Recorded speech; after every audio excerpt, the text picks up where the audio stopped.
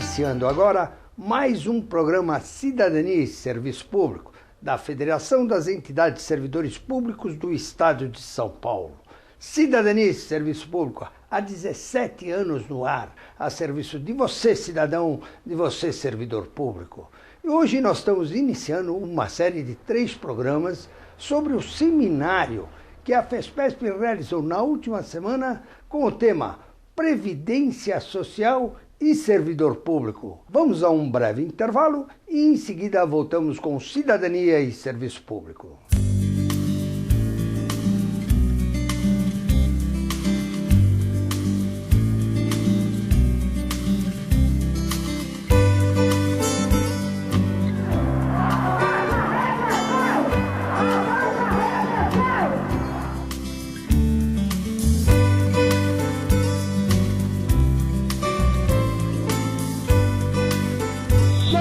Pedindo aquilo que nos é de direito.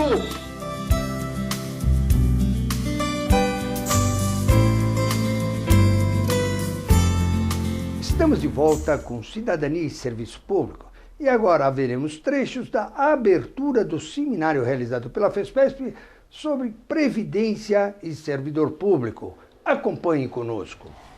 Nós sempre estamos nesta luta contra a Previdência.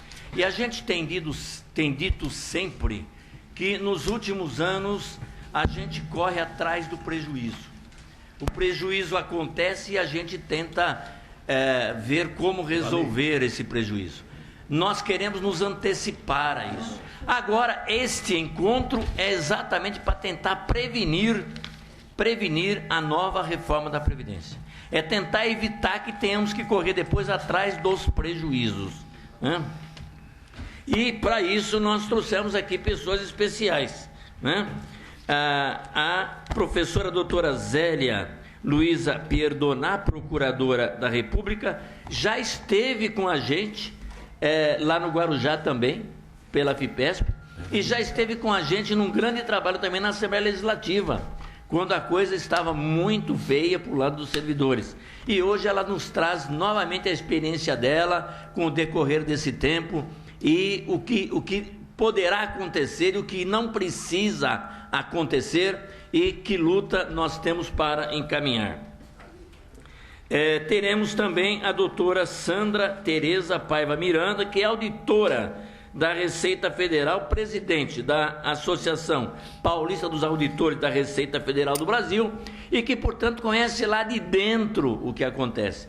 Conhece lá de dentro muitas verdades, sempre esteve também na luta com a gente e hoje vai falar sobre essas verdades e também vai nos ajudar a encontrar caminhos. Não menos importante, embora já não é exclusivamente o assunto Previdência, teremos o Antônio Carlos Fernandes, que está aqui presente, que é secretário-geral da nova central, que é a Pública, Central Específica de Servidores Públicos. Está aí o Antônio Carlos, que vai nos ajudar através da Pública, viu, Antônio Carlos, a encontrar caminhos de luta em Brasília. Nada como uma central exclusiva de servidores para ajudar no encaminhamento dessa luta, tá certo? E depois da palestra dele à tarde, nós teremos...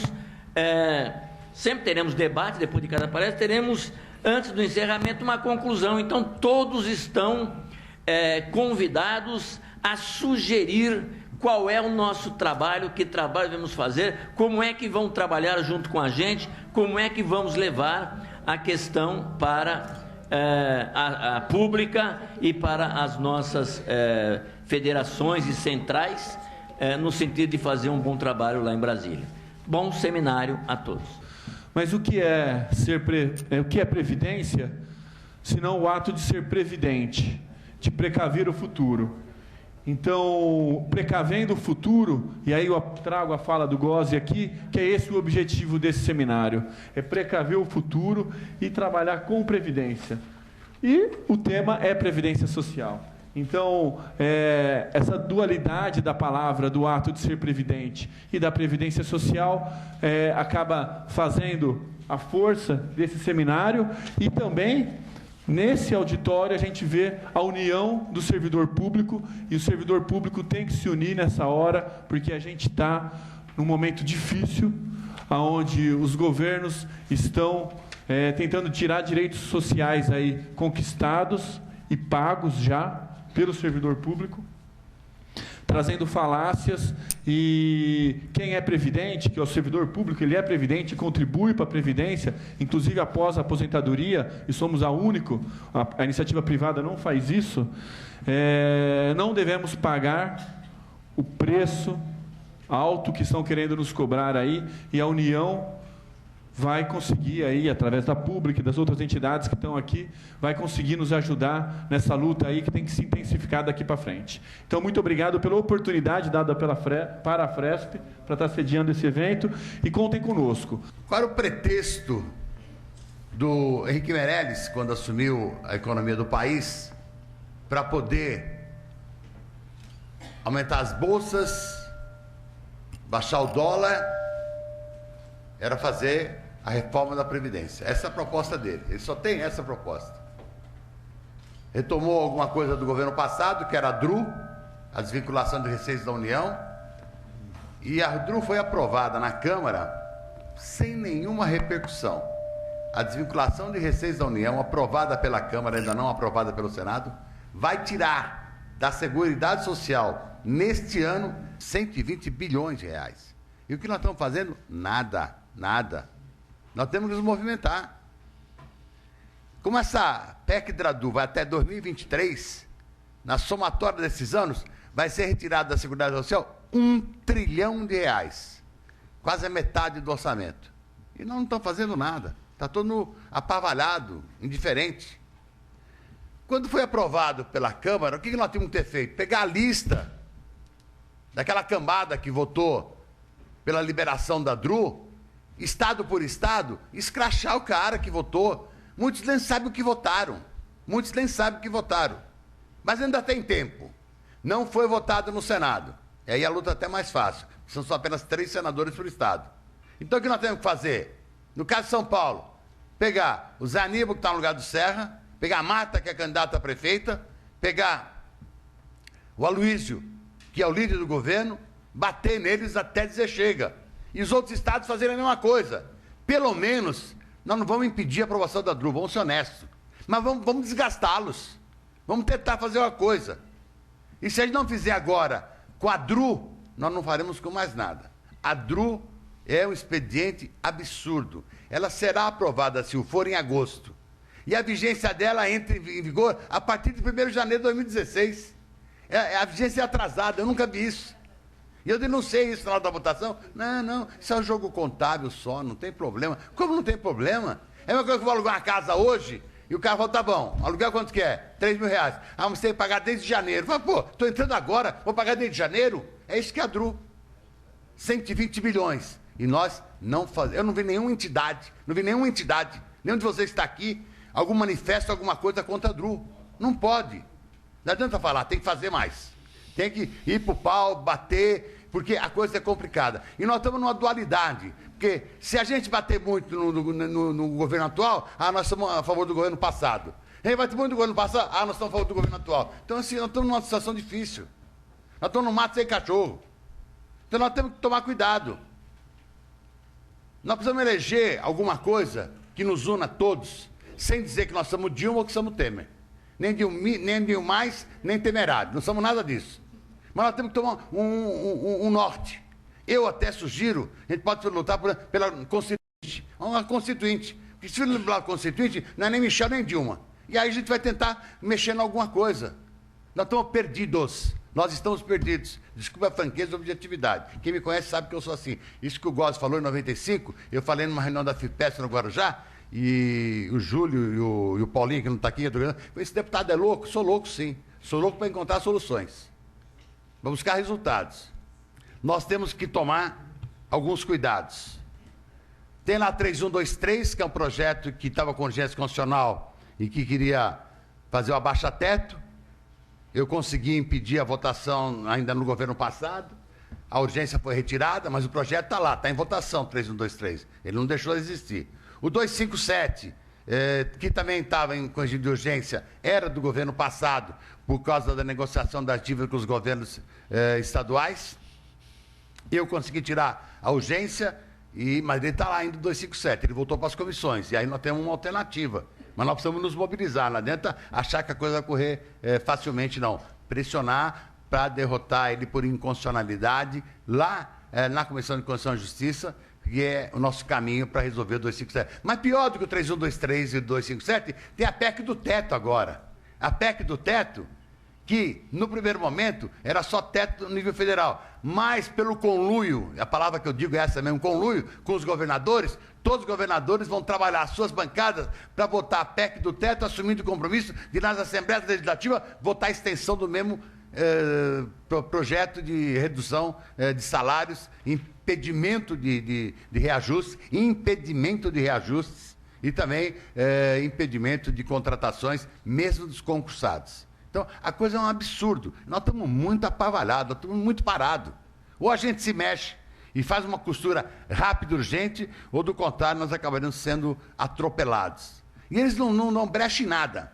Na PEC dos precatórios, que o Júlio não está aqui, que foi uma luta muito grande nossa também, lá no Congresso, o Senado segurou a PEC dos precatórios, já tinha sido aprovada na Câmara, e fez uma outra PEC paralela, uma PEC do Serra, e a PEC do Serra é pior do que a situação atual, e ela voltou para a Câmara. Só que eles estão apavorados porque voltou para a Câmara, como eu tenho boa articulação, eu consegui ser o relator dessa PEC, que está na gaveta. Mas agora o Serra está me pressionando. Calma, Serra, eu vou resolver, não tem pressa. Quando for para o Senado, você não segurou 3, 4 meses lá, agora na Câmara eu estou segurando uma semana só, espera um pouco.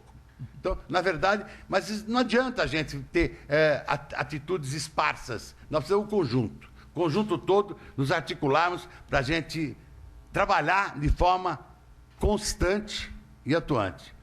Para encerrar, 2 coisas. A briga está vindo para dentro do nosso meio.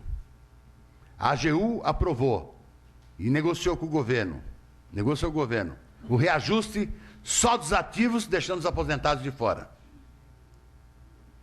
O Sindifisco fez a mesma coisa, em assembleia, pior ainda, em assembleia. O aumento só para os ativos e dane-se os aposentados. Já estamos nós brigando entre nós. Nunca podia acontecer isso. Mas o exemplo da AGU, o exemplo do Sindifisco está aí. Ou nós acordamos, ou nós seremos atropelados. E nós temos que divulgar uma coisa que vocês receberam aí, que é os dados da Anfip a respeito da arrecadação da Seguridade Social no ano todo. Não há déficit que eles alegam. Está aqui, olha.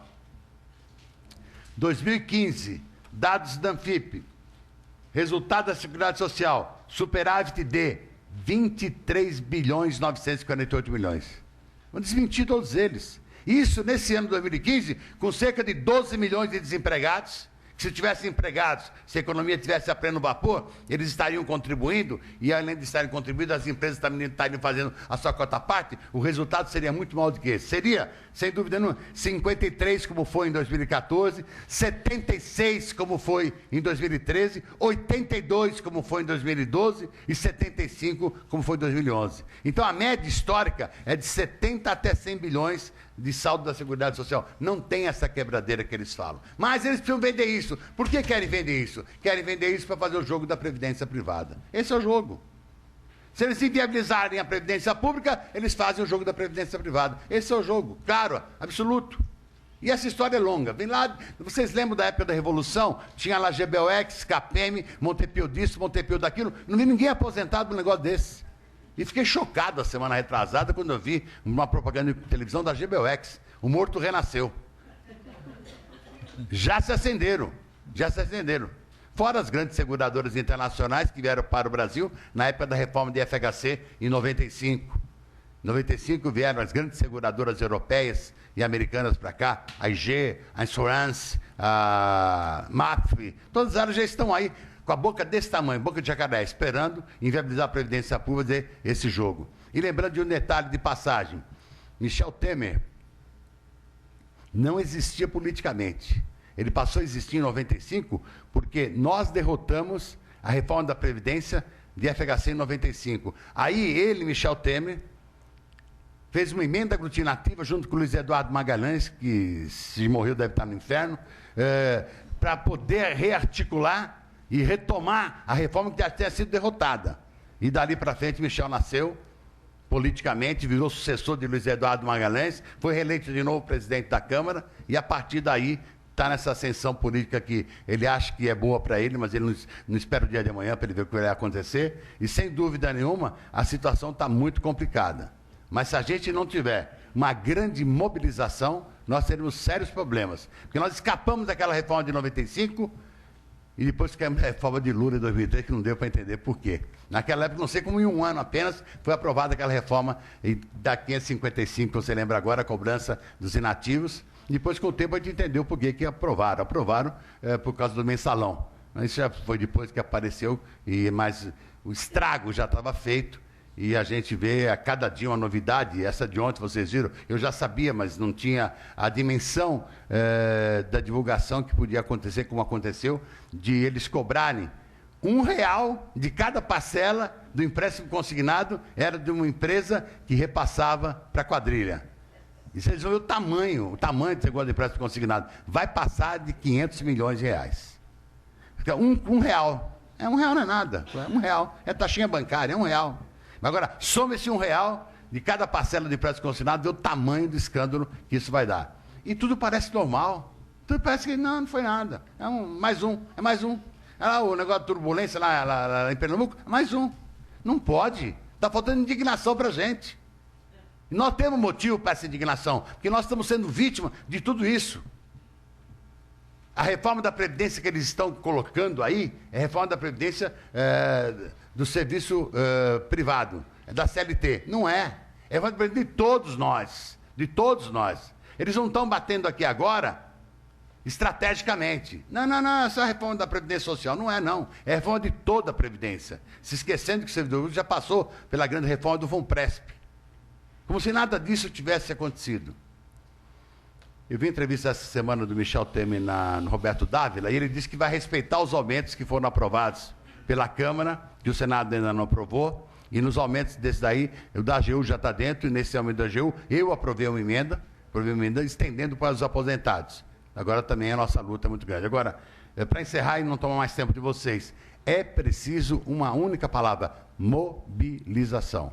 É preciso arregimentar. Se a gente não tiver essa grande mobilização, nós seremos engolfados, nós seremos tratorados, nós seremos ignorados, nós seremos superados.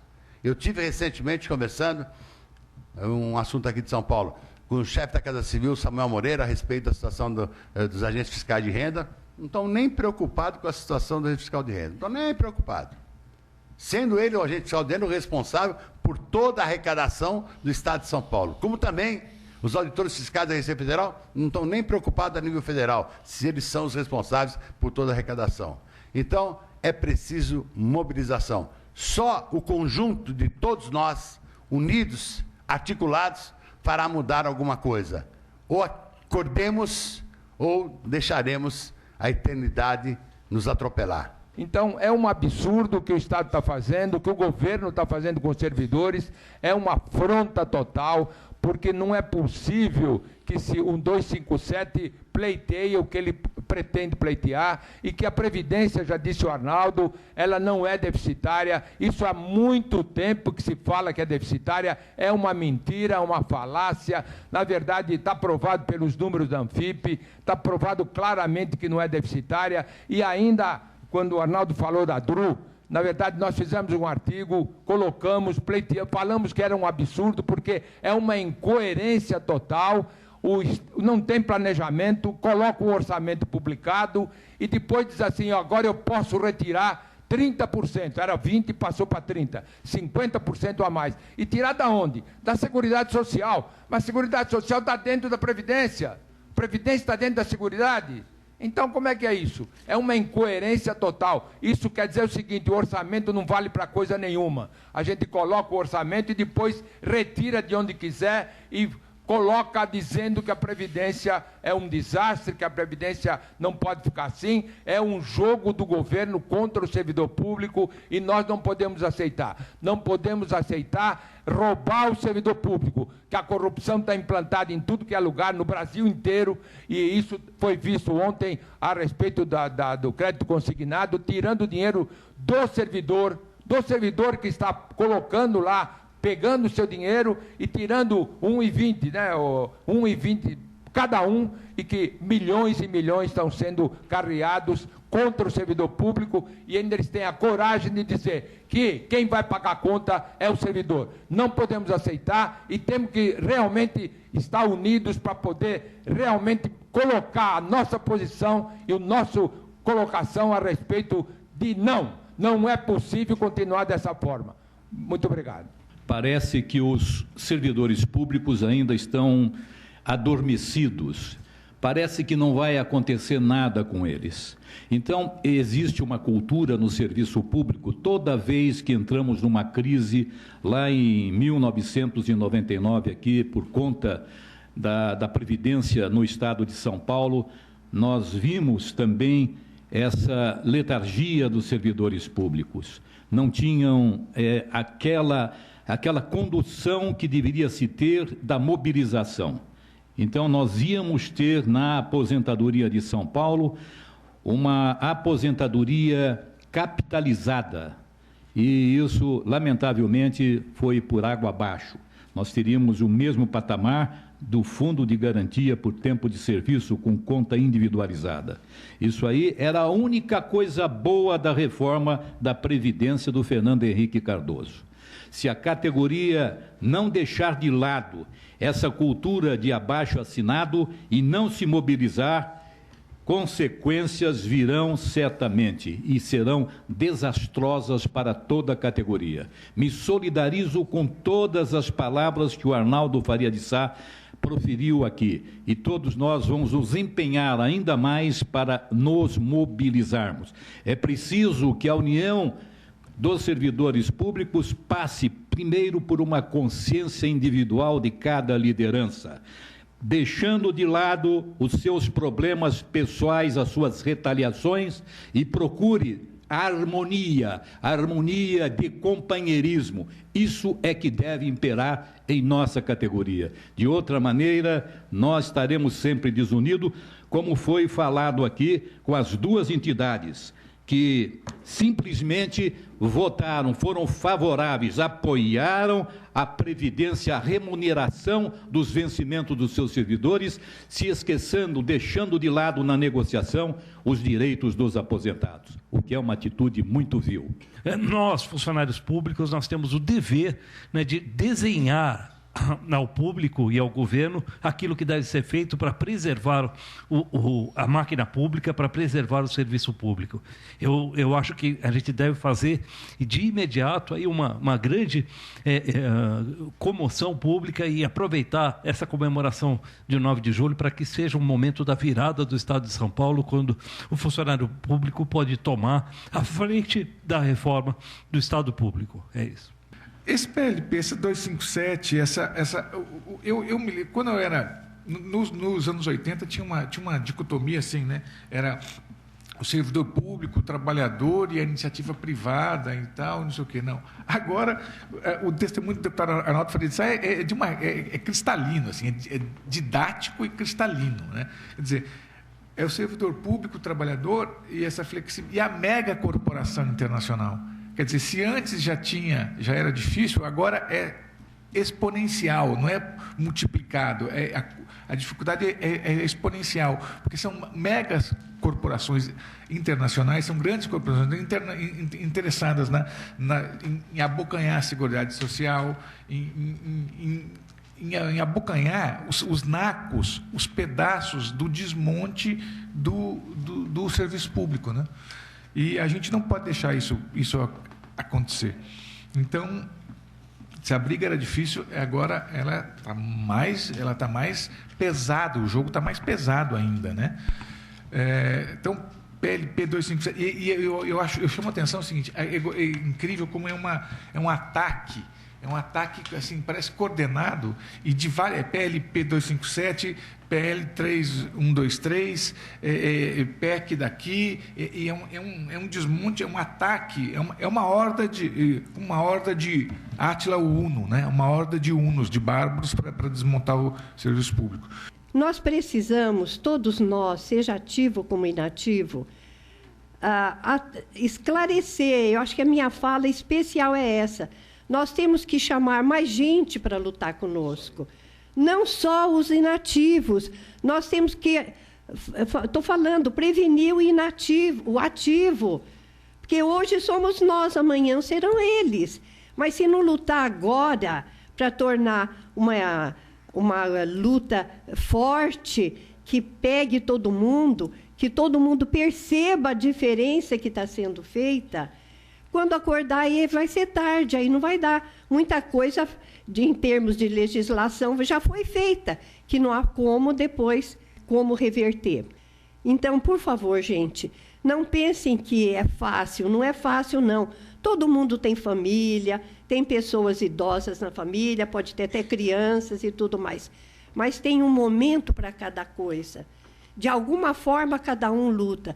Se não pode andar, nem que seja no telefone, passando problema, convidando outras pessoas para comparecer, para mandar telegrama, carta, seja lá o que for que estiver sendo usado no momento, tá? Eu acho que eu falei muito luto, então vocês já estão cansados, né? Agradeço a todos que vieram, nosso pessoal sempre. Eu não sou Zilda com aquela garra da Zilda, mas eu ainda sou a Vali que ainda luta, né, deputado? Ainda mais, tá?